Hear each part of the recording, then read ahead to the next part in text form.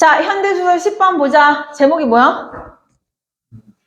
진우야? 그해 겨울은 따뜻해. 네. 박완서 작품은 뭐 워낙 유명한 작품이라서, 이거는 전쟁이에요, 얘들아. 앞에 봐봐. 삼남매가 있어, 삼남매. 첫째는 수철이. 둘째는 이제 수인이. 그 다음에, 잠깐만. 수지야, 수지. 수지. 셋째는 수인이. 수인이는 별명이 오목이에요, 오목이. 옛날에는 왜 별명으로 부르기도 했잖아. 그치? 잡아봐. 첫째, 둘째, 셋째가 있었어. 근데 이때 일사후퇴가 일어나서 얘네가 전쟁 피란을 가게 된 거야. 피란 가면 너희 어떤 장면인지 알지? 막 사람들 막 정신없이 막 꽉꽉 들어차가지고 어마어마한 행렬이잖아. 거기서 손 놓치면 어떻게 되지? 바로 잃어버리는 거지. 근데 평소에 얘가 아무래도 동생이다 보니까 엄마가 둘째보단 또 누구를 막 많이 챙겨줘. 얘를 많이 챙겨주잖아. 근데 얘가 너무 미웠던 거지, 수지가. 그래서 이제 평소에 동생이 탐내던 은표주박이 있어요. 얘 거였는데 얘가 평소에 탐냈거든. 그래서 수인이를 이 은표주박으로 약간 주의를 돌려서 일부러 손을 놓고 헤어지게 돼. 누가? 둘째가. 이해됐어? 그러니까 얘는 평생 뭐에 시달렸을까? 죄책감에 시달렸겠지. 어쨌든 잘 봐. 수인이라는 애서 그래서 뭐가 되는 거야? 전쟁 고아가 되는 거야. 근데 문제는 뭐냐면 얘네 둘이야. 얘네 둘이 어떻게 살게 되냐면 엄마 아빠가 꽤 많은 재산을 갖고 있었기 때문에 엄마 아빠가 돌아가시면서 돈을 좀 많이 물려줘. 그래서 굉장히 어떻게 살아가요? 유복하게 생활을 해요.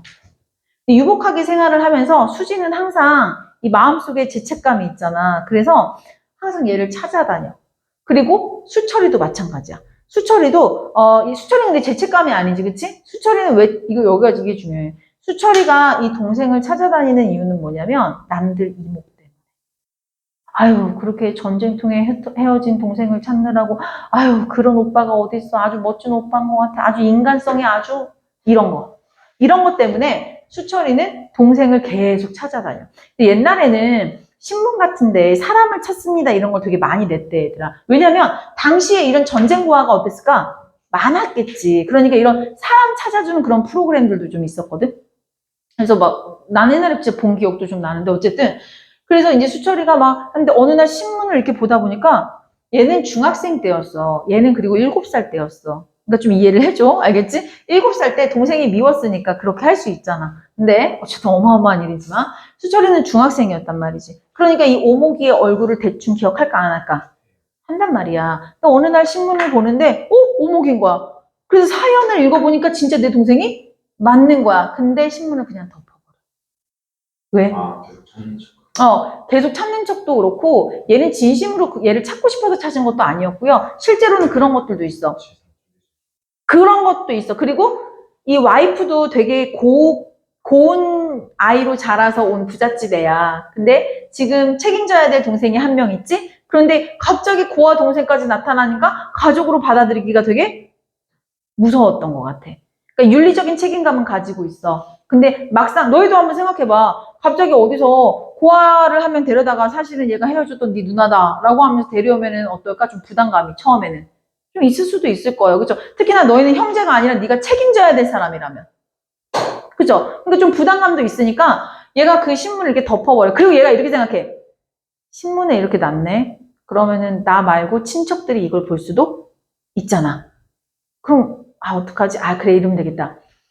누가 봤다고 하면 진짜 그 신문이 어디야? 이렇게 해서 내가 뒤늦게라도 찾는다고 해도 누구도 이상하게 생각 안 하잖아. 그치? 그렇게 해야겠다. 요렇게 생각을 해버린단 말이야. 이해됐니? 그 장면이 이제 발췌되어 있는 부분인데 거기에 대해서 얘가 도덕적으로 되게 많이 고민하는 장면이 좀 나와요. 그리고 또 하나 이제 수지도 그래서 찾게 돼 얘를. 그래서 찾아서 이제 고아원에 갔는데 수인이한테는 좀 미안한 마음도 있으니까 얘가 원래는 고백을 하려다가 이 자기가 얘기를 해버리면 이 놓고 간 거를 이제 밝혀야 되는 그런 게 있으니까 무서워서 얘가 사실은 내가 수지고 네가 동생이야 이 얘기를 안 해. 그냥 고아원에 맨날 찾아가서 얘를 도와주기도 하고 막 그런단 말이야. 근데 좀 못되기도 한 게 수인이가 짝사랑하는 남자가 있으니 막 그것도 막 해먹놓고 막 그래 또. 근데 얘도 얘 옛날 애인이었어가지고. 근데 뭐 어쨌든 간에 그 수인이가 장시는 수지를 또 미워하기도 해요. 근데 어쨌든 수지가 수인이를 많이 막 도와준단 말이야. 근데 그렇게 지내다가 얘가 또 결혼을 좀 못해요. 아, 왜 이렇게 또 안 좋은 일만 있었는지 되게 좀 안 좋은 남자랑 결혼해서 막 폭력을 당하기도 하고 그래가지고 수지가 그 남자를 머리 중동으로 보내버려.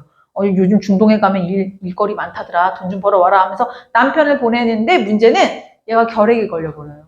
결핵 걸려서 병원에 입원했는데 애가 또 5이야. 그러니까 수지 입장에서는 오빠한테 얘기하고 싶은 거야. 애가 5이니까 뭐 오빠 셋, 나 둘, 뭐 또 이렇게 좀 해갖고 우리가 동생 애를 좀 책임져 주자. 이 말을 하려고 오빠네 집에 찾아가. 근데 오빠는 약간 이렇게 좀 중산층이었으니까 사교 모임 같은 걸 하고 있었던 거야. 사람들이랑 옷 멋지게 입고. 근데 이제 그러니까 차마 그 말을 할 수가 없었던 거야. 왜냐면 그 층의 벽이 좀 느껴진다랄까. 이런 어려운 전쟁고와 동생을 딸려보내서 뭔가 해야 된다는 그 얘기를 차마 못하고 그냥 나온단 말이지. 그래서 어쨌든 수인이가 죽은데 인종을 지켜요. 죽을 때 수인이한테 얘기해. 오목이라고 불러 사실은. 별명 애칭이니까. 오목아 내가 사실은 너한테 할 말이 있어 라고 하는데 수인이가 계속 얘기해. 아니야 언니 내가 먼저 할 얘기 있어. 내 얘기 좀 들어봐. 나 지금 시간이 얼마 안 남은 것 같아. 이 얘기를 해야겠어. 하면서 그동안 나 뭐 언니를 미워한 적도 있지만 나 이렇게 도와줘서 고맙고 미안한 말이지만 우리 자식들 이렇게 좀 이렇게 부탁해 라는 얘기를 해. 그래서 이제 그 얘기를 듣고 이제 수지는 어떻게 해요? 나도 너한테 할 말이 있어. 해서 사실은 내가 너 언니였고 내가 표주박을 어떻게 해서 그 얘기를 했는데 이미 죽어버려. 그런 식으로 해서 얘기가 끝나버리거든요. 그럼 이 얘기를 왜 했냐? 잘 봐. 수인이를 통해서 보여주고 싶었던 거는 그 당시에 전쟁의 비참한 삶, 이 전쟁으로 인해서 얼마나 힘든 삶을 살았는가 한 사람이 이거를 좀 보여준다면 여기 수철이와 수지를 통해서 보여주는 건 뭐예요? 전쟁의 상처가 아직 다 아물지 않은 사람들이 현재 있지. 근데 우리나라는 그때 또 어떻게 해요? 60년대 지나서 70년대 오면서 급속도로 성장해 왔잖아. 이런 유복한 생활을 하는 사람들이 늘어났단 말이야. 하지만 한켠에는 아직도 여기에 시달리는 사람들도 살고 있었지. 근데 이들은요, 얘네들도 어쩌면 자기 살기 바쁘니까 자꾸 예면해버릴 수밖에 없는 그런 모습을 좀 보여준다라고 생각하시면 됩니다. 선생님이랑 어디로 갈 거냐면요, 198페이지 갈게요. 198페이지에 노란색하고 분홍색으로 또 체크해놓은 해제 파트 선생님이랑 좀 읽어보겠습니다. 이 작품은 전쟁으로 이산가족이 된 3남매 수지, 수철과 오목의 이야기를 통해서 근대화 산업화 바람이 불던 60, 70년대의 사회의 눈부신 발전 속에서도 여전히 남아있는 전쟁의 아픔을 다룬 소설이다. 전쟁 후 고아원에서 자라서 가난에서 벗어나지 못한 오목이를 통해서 보여주는 건 뭐예요? 제목으로 가봐. 전쟁의 비극과 이산가족의 아픔이야. 이해됐니? 자, 다음 분홍색. 그를 그 동생인 줄 알면서도 외면하고 부유한 중산층의 삶을 영위하는 수지와 수철. 이를 통해서 보여주는 건 뭐야? 주제? 중산층의 허위에 대한 비판. 이해됐니? 그래서 이 양쪽 노란색과 분홍색을 다 챙겨야 하는 소설이다라고 보시면 됩니다. 여기까지 내용 이해됐어요? 네, 선생님이랑 살펴봐야 되는 파트만 좀 보도록 할게요. 자, 어디로 가시냐면요. 196페이지 가겠습니다. 처음으로 한번 가볼게요. 자, 여기 파트는 선생님이랑 좀 읽어봐야 되는 파트인데 지금 고아인 고아인 오목이가 고아원에서 나와서 어디 그냥 입시학원 같은데 한 구석에 방 새들어 사는 이런 모습인데 설이 돼서 학원이 문을 닫은 상황인 거야. 알겠죠? 거기서부터 한번 읽어볼게요. 자, 밑줄친 부분. 앞부분 줄거리에서 밑줄 부분 읽어봅시다. 설 연휴가 되어서 혼자 남게 된다. 됐니? 고아로 자랐으면서도 그렇게 홀로 있어 보긴 처음이어서 모기는 그 무서움증을 이겨보려고 이렇게 자신에게 얘기를 걸었다. 너는 누구냐? 너는 누구냐? 하면서 자신을 조소했대. 여기 지금 이 앞부분 보면은요. 그녀가 굉장히 위축되어 있는 심리를 보여주거든요. 자기 자신에 대해서 조소, 비웃음을 보여주고 있죠. 그리고 나서 내가 고아원이라고 써놓은 글씨 보입니까? 그렇게 되다 보니까 누가 보고 싶어? 고아원 원장 아버지가 보고 싶다. 그래도 다행히 고아원이 뭐 나쁜 곳은 아니었나 봐. 그가 독특한 목청으로 뭐가? 라고 부르는 소리를 듣고 싶었다. 그리고 이제 보고 싶으니까 얘가 어떻게 해요? 원장 아버지를 찾아보기 위해서 영광학원을 벗어납니다. 그때 경비원이 얘기를 해. 일찍 들어와요. 별 볼 일 없이 시내 싸돌아다녀봤자 지갑만 빌지 득될 거 하나도 없습니까? 근데 이거는 그냥 경비원이 비꼬라고 말하는 거 아니면 그냥 걱정돼서 말하는 거야. 그냥 지나가는 소리로 치부해도 됐거든? 근데 얘 지금 심리 상태가 어때요? 별로 안 좋지. 그러니까 그걸 되게 고깝게 들어요. 어떻게 들렸다고 써있니? 얘들아 밑줄 부분 봐봐. 비아냥거림으로 들렸다. 뭐야, 너 구하러 갈 데도 없는데 왜 나가냐? 약간 이런 식으로 들렸다라는 거야, 지금. 알겠죠? 자, 어쨌든 여기 얘들아 괄호 1번 부분, 2번 부분만 읽을게. 잘 쫓아오세요. 앞에서 보면 위용당당한 7층 건물이었지만 뒷문 밖은 생전 볕이 안 드는 음험하고 더러운 뒷골목이었다. 뒷골목의 구옥들은 거의 다 싸구려 음식점이어서 쓰레기통에 넘치는 연탄재 위에 끼얹은 밥짓거기가 메밀꽃처럼 피어나고 있었다. 보기는 뒷골목의 볕을 차단하고 떡 버티고선 7층의 괴물스러운 덩어리를 자기 집이잖아 어쨌든 지금. 그치? 이것을 쳐다보면서 이건 집이 아니다 라고 진저리 쳤다. 번화가의 상점들은 모조리 닫혀 있었다. 얘들아, 뒷골목을 묘사하고 있죠. 근데 그 묘사하는 게 플러스야 마이너스야? 왜? 얘 지금 심리가 어떠니까? 마이너스니까. 그래서 문제에서 계속 이렇게 얘기해. 여기 서술상 특징이 뭐로 잡히냐면은 주변 외부 정경 묘사를 통해서 이 아이의 외로운 심리로 연결이 된다. 내면 세계를 보여준다. 이렇게 얘기를 하면 맞아요? 틀려요? 맞는 거지. 이해됐니? 힘 좀 내세요. 이거 오늘 마지막이에요. 자, 계속합시다. 철시한 거리. 얘들아, 철시라고 얘기하는 거는요, 그 문을 닫았다는 뜻이에요. 문 닫은 거리를 색색까지 때때 옷을 입은 사람들이 보통 때와는 다르게 걸음 자체를 즐기는데 천천히 걸어가고 있는데 보기 좋았다. 얘들아, 때때 옷을 입은 사람들, 즐거워 보이는 사람들, 누구와는 반대돼요? 그러니까 나의 외로움과 적막감은 더 어떻게 될까? 더 커지겠죠? 네. 모기는 세상의 모든 사람들의 식구라는 이름으로 저희끼리만 끼리끼리 뭉쳐서 자기를 따돌리고 있듯이 비웃고 약올리고 있는 것 같아 서러웠다. 자기만이 식구라는 집단에서 따돌림을 당하고 있다는 느낌이 그녀의 작은 가슴을 한없이 썰렁하게 했다. 하면서 타인을 또 의식하면서 소외감을 느끼는 파트입니다. 다른 사람들은 다 같이 내 나만 혼자야. 이해됐니? 자, 그 다음에 B 파트로 바로 갈게요. B, 수철이 입장이야. 자, 여기 얘들아, 뻔해요. 이 부분 뭐야? 수철이가 다른 사람들의 이목을 위해서 뭐 하는 부분? 동생을 찾는 부분. 근데 이렇게 나와요. 뒷장으로 넘겨서 진한 파트 읽어볼게요. 다 사람들한테 이게 정평이 나 있었다라는 거야. 아, 동생을 찾는 아주 훌륭한 오빠야. 잊고 살만도 한데 이렇게. 그리고 그 무렵에 그는 이미 오목이라는 성명으로 부모 형제를 찾는 광고가 난 것을 보았다. 그 광고를 보자마자 그는 진상을 알아보기 위해 우선 그것을 아무도 모르게 감추기에 급급했다. 보이니 얘들아? 그게 이거죠? 아, 얘는 그냥 주위 사람들 이목 때문에 찾았다라는 걸 보여주는 파트예요. 그리고 나서 이제 기억으로 가겠습니다. 달려갈 생각보다는 자기 말고 누가 또 이 수인이를 알아보았을까? 그 두려움부터 들었다. 얘들아, 왜 동생을 찾고 있었는데 반가움이 아니라 두려움부터 들었다고? 써있지? 가족으로 받아들여야 되는 윤리적 책임감이 부담스러웠다라는 거야. 뭔 얘기인지 아시겠어요? 근데 이제 여기 분홍 색깔 기억에. 근데 나중에 얘들아 전체 줄거리 보면 이렇게 써있어. 나중에 이제 뭐 그냥 이름 모를 독지가로서 이 수인이가 취직하는데 좀 도와주기는 해. 근데 뭐 어쨌든 간에 그래도 좀 너무 무심하지 않아요? 자기 동생이 이렇게 못 살고 있는데. 자, 그리고 나서 분홍색 계속 이어서 읽어볼게요. 다행스럽게도 그런 제보를 해준 사람은 나타나지 않았다. 이것도 우리가 눈여겨볼 만한 거야.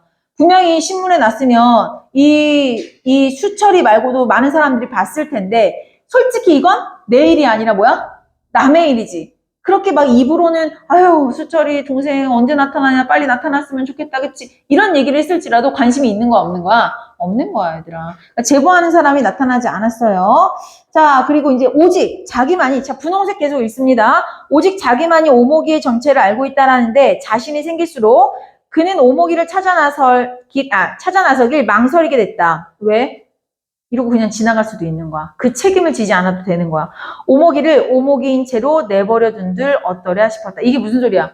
오목이를 우리 가족으로 들여오지 않고 그냥 그대로 전쟁 고아로 놔두는 것도 괜찮을성 싶었다라고 얘기하는 거야. 이런 생각이 차츰 떠올라서 여기 부분 좀 어려워서 같이 읽을 거예요. 정신 차리. 그런 생각이 처음 떠올랐을 때만 해도 스스로 섬뜩할 정도의 간지였다. 얘들아 거기 써놔서 간사한 지혜야. 알겠지? 이상하게 받아들이지 마. 자, 어떻게 그런 생각까지 할 수 있을까? 참으로 망측한 심보였고, 그런 자신에게 정이 떨어져서라도 어떤 변명을 마련하지 않으면 안 됐다. 며칠을 혼자서 국리를 거듭한 끝에 얻어낸 변명은 누이 동생이 몸담고 있는 곳이 하필 고아원이기 때문이라는 거였다. 그는 새삼스럽게 고아원에 진저리를 쳤다. 그렇다면 고아가 아니면 고아는 어디에 있어야 한단 말인가? 그는 자신의 억지에 실수했지만 억지를 철회하지는 못했다. 얘들아 지금 요 파트에 대해서 심리적인 거 물어볼 가능성이 되게 커. 여기 되게 어려웠거든, 얘들아. 자, 다시 어디로 돌아가냐면은요. 197페이지의 니은 파트로 돌아가 볼게요. 니은에서 하는 얘기는 뭐야? 반응. 자, 봐봐. 쌤 봐봐. 얘가 원래는 윤리적인 책임감으로 동생을 발견했으면 어떻게 써야 돼? 가서 우리 가족으로 받아들였어야 되지. 근데 그 윤리적인 부담감 때문에 어떻게 했니? 모른 척 했지. 그래서 니은에서 뭐라 그러지?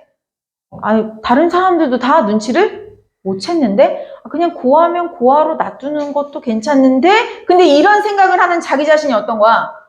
너무 싫은 거야, 얘들아. 그래서 내가 지금 수인이한테 달려가서 내가 사실은 네 오빠야 라고 밝히지 않은 부분에 대한 변명거리가 필요한 거라고. 이해돼요? 그 변명거리를 안 만들면 안 돼라고 하다가 찾아낸 게 뭐예요? 근데 걔 고아원에서 자랐잖아. 근데 또 이 생각도 했지만 이 생각도 또 잠시나마 뭐라고 생각이 드는 거야? 사실 고아니까 고아원에 있지. 그럼 어디 있어야 돼? 라는 또 자괴감에 빠지는 거란 말이야. 이해되니? 이 내면 상태에 대해서 잘 파악하고 계셔야 돼요. 그러니까 얘는 지금 계속 뭐 하고 있는 거야? 윤리적인 책임을 피할 만한 합당한 핑계거리를 찾고 있는 중이야. 근데 그게 말도 안 된다라는 거를 또 한편에서는 알고 있는 거고 스스로가. 이해됐어요? 그러니까 자기가 못났다라고 계속 생각을 하겠죠. 자, 그는 자신의 억지에 실수했다. 그러니까 자기가 억지 부린 거 인정하지. 근데 그 뒤에 말이 뭐야? 하지만 그 억지를 철회하지는 않았다. 그럼 뭐야? 자기가 생각하는 게 억지스러운 모순이라는 걸 알고 있지만 결국 수인이한테 밝혀 안 밝혀? 안 밝힐 거라는 거야, 얘들아. 알겠죠? 자, 그때 수철이는 이미 결혼해서 아름다운 아내와 자식을 두고 있었기 때문에 밝히고 싶지 않았다라고 얘기하면서 끝나는 거예요. 여기까지 내용 이해됐나요? 수인이가 되게 불쌍하게 죽습니다. 자, 우리 A, B에 대한 설명으로 적절하지 않은 거 바로 골라보도록 할게요. 자, 정답은? 자, 3번 가겠습니다. A는 비유를 통해서 인물의 성품을 드러내고 있었다. 얘들아, 비유가 하나밖에 안 나와서 밥 찌꺼기가 메밀꽃처럼 피어난다. 이 부분밖에 없었거든요. 그게 인물의 성품이야? 음식물 찌꺼기 비유한 부분이었어요. 그래서 인물의 성품 틀렸고요. B 파트에서 과장하는 부분 안 나왔습니다. 자, B 파트는 뭐였어요? 내가 동생 찾다가 찾았는데 모른 척한 거. 그 부분 과장 안 나왔습니다. 자, 정답은 그래서 3번이 틀렸고요. 나머지 다 맞는 내용이기 때문에 공부하실 때 A 파트, B 파트 하나씩 다 차분하게 읽어보셔야 돼요. 뒤쪽으로 넘어가서 2번 가겠습니다. A. A가 설이야, 설.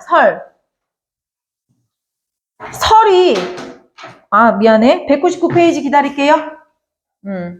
본문 펼쳐주시면 됩니다. 이게 마지막 페이지니까 힘내세요.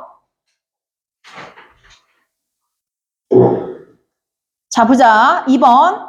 설에 대한 이해로 가장 적절한 것. 정답은 3번. 오목이 가족에 대한 결핍과 외로움과 서러움을 느끼는 원인. 맞지? 다른 사람들이 다 떠나가 버렸잖아. 설이니까 자기 가족들의 곁으로. 근데 나는 갈 곳이 없어. 이해됐니? 자, 그런데 1번 봐봐. 고아원에 대한 부정적인 기억을 떠올리게 돼요? 떨치게 돼요? 떨치는 거 아니지? 자, 직장에 대한 소속감? 아니지. 오히려 얘 건물 뒤로 나와서 그 건물이 막 역겹다 막 이렇게 얘기를 했잖아. 그치? 자, 그 다음에 4번. 자신이 겪은 아픔을 떠올렸다. 맞아요? 극복의 의지를 다지고 있다. 아니지. 설이라서 오히려 더 외로움을 느꼈다니까? 자, 5번. 자신이 바라던 것을 이루었다. 다 쓸데없는 소리였고요. 3번으로 넘어갑니다. 자, 디귿 파트 한번 읽어볼게요. 디귿이 어떤 부분이었나요? 디귿. 여기다. 내가 어떻게 이런 생각을 할까 망측했다.